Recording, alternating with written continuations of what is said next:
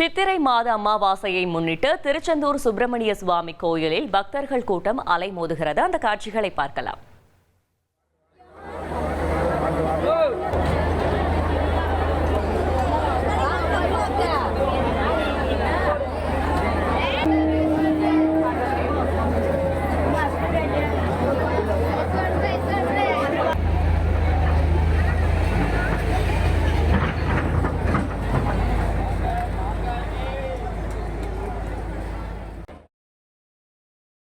இதுகுறித்த கூடுதல் தகவலை செய்தியாளர் பவானி வழங்கிட கேட்கலாம். பவானி, வணக்கம். கள தகவல்களை சொல்லுங்க.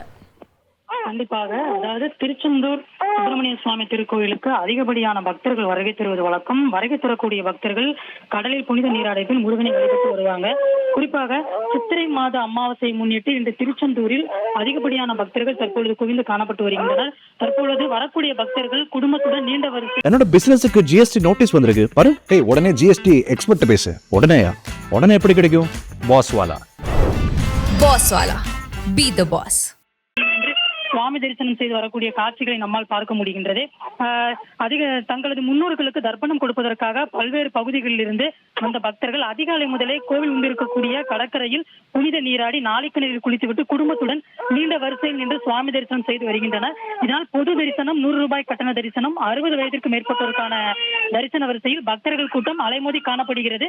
பக்தர்கள் நீண்ட வரிசையில் குடும்பத்துடன் நின்று சுவாமி தரிசனம் செய்து வருகின்றனர். மேலும் திருச்செந்தூர் கோவில் வளாகம், கடற்கரை பகுதி, நாளிக்கிணறு, முடிக்காணிக்கை செலுத்தும் இடம், பேருந்து நிலையம் போன்ற பகுதிகளில் தற்பொழுது அதிக அளவில் பக்தர்களின் கூட்டம் இது இருப்பதை நம்மால் பார்க்க முடிகின்றது. தகவல்களுக்கு நன்றி பவானி.